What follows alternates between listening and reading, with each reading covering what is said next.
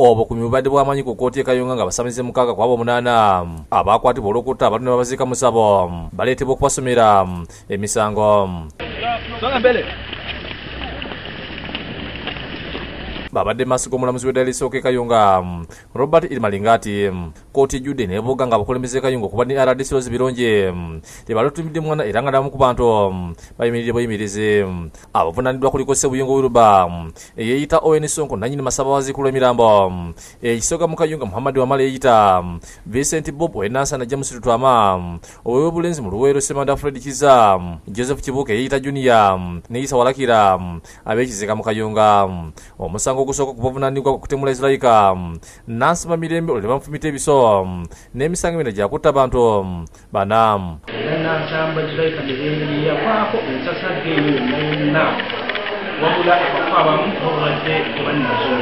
Omulamuzi alosomedde emisango n'ababuuza oba bagitegedde batumuse ne bakaaba nga bakkiriza n'ekituufu emisango bagitegedde wabula ne bagaana okubaako ne kibogera kubanga emisango egibavunaanibwa giwulirwa kkooti nkulu yokka. Abasinze ku alimanda mu kkomera luzira okutuusa nga 17 omwezi ogw'omwenda omwaka guno.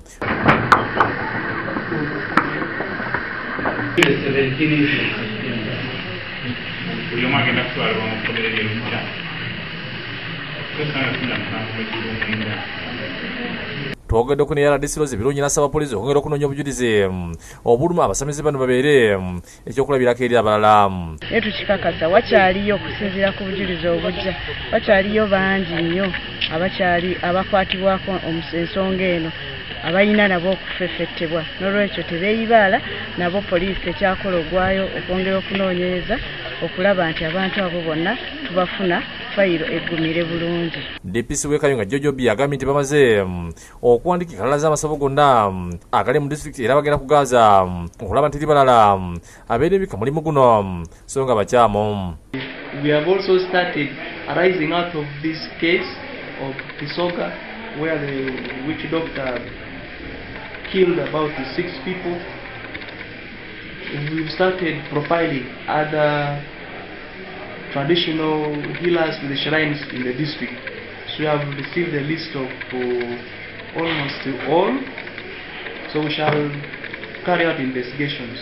Yesa Mugera akulira okunoonyereza ku buzibu bw'emisango e Kayunga agamba nti waliwo abasibe abalala babiri Kimugwe Fred ne Ivan Ondaye abakyali ku poliisi ya Jinja Road mu Kampala nga nabo bali ku fayiro eno ey'okutta abantu ne babazika mu ssabo. Abali ku Jinja Road betugenda okubeera nga tufuna nabo tujja kubeera nga tubapaledinga bagende balabemembe n'emisango gyabwe egy'okutta abantu. Sawulo w'okulira yakusakidde eggulu eno ku Lwabukedde TV.